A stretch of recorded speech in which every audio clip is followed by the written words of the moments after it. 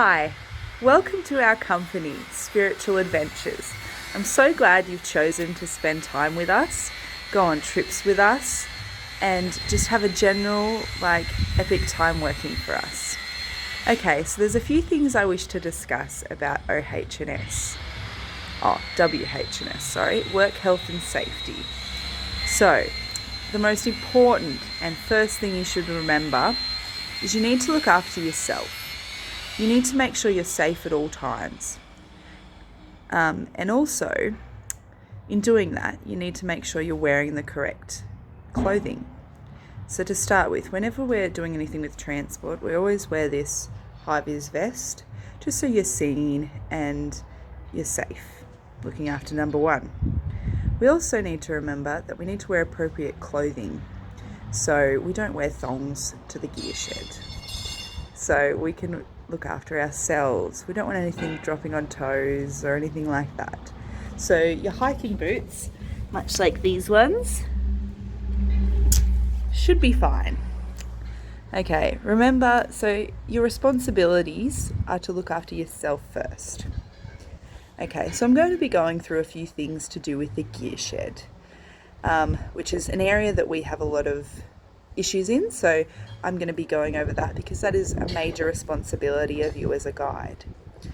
So, first responsibility is look after yourself. Second responsibility is look after others, much like we do in first aid when we go into a scene. We're looking after ourselves first.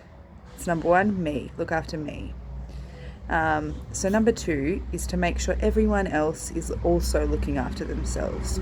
So if you see someone carrying things a bit off or lifting things wrong or not putting things where they're supposed to be, just, make them aware of that, look after each other as well as yourself. Okay, that's another responsibility. So in this workplace, we all want to be safe. We all want to feel safe. We all want to be respected. Same with our gear. It wants to be respected too. So number one, we respect ourselves when picking up things and putting things away. Number two, we look after everyone else. And the respect for the gear as well. Treat it as you would your own gear, your own outdoor gear that you spend a lot of money on. Yes, we also spend a lot of money on our gear. So we want it respected, like you would your own stuff. So when we're putting stuff away, we want to make sure that it goes in the right spot. And we want to make sure that the next person can just grab that gear and go. Okay? So the process we use in our gear shed is an in and out system. So when you take gear out of the shed, you write it in the out column. You sign for it. When you bring the gear back, you put it back in its respective spot and you sign for it again. If there's any issues with the gear, say you've run out of fuel, you've used some first aid supplies, a rope's a bit frayed, then it goes in an area where it can be rectified. There's no blame game here, things get wear and tear, so if things need fixing, just put them in the spot there. Okie dokie. So one of our WHS policies is that gear that is heavier than 10 kilos needs a 2-person lift. So, much like this esky here, it's over 10 kilos, so we're going to need a 2-person lift for that. Yep.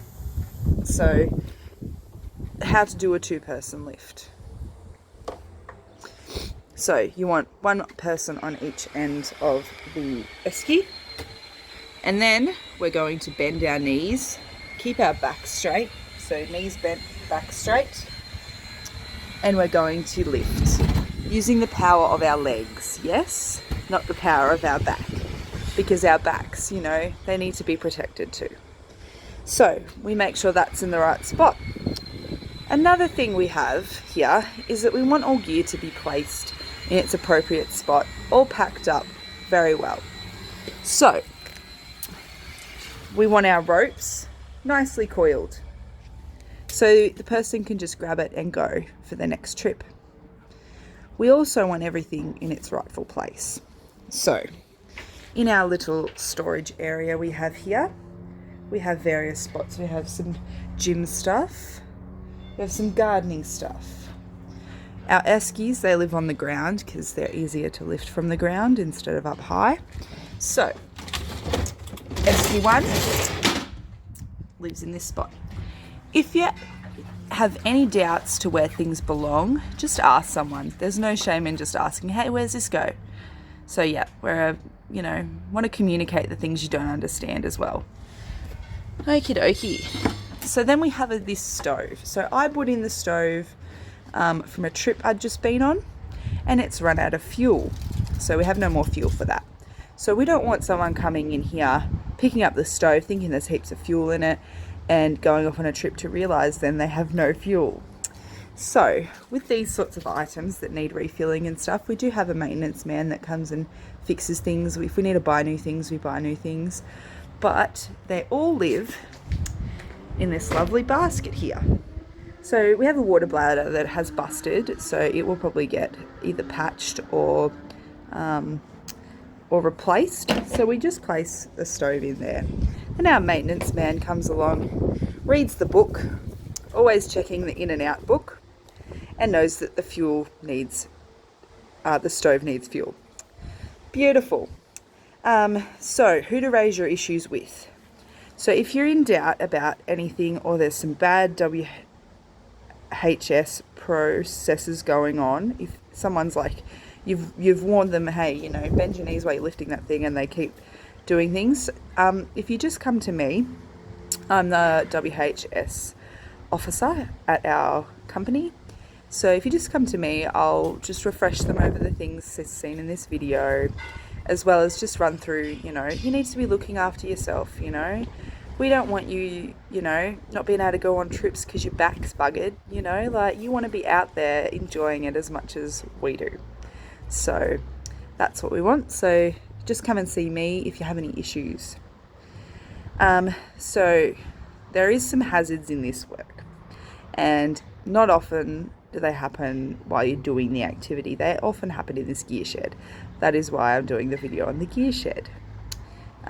So what I want to make clear, you need to fill out this logbook because it makes the programs run really smooth, and it just keeps everyone, on task. Anyway, I think that's about it. If you have any other questions, just come and see me, There's no questions too dumb, too silly, too, never think you can't ask, okay? Well, I'm so glad to have you guys here, and welcome to Spiritual Adventures. Enjoy.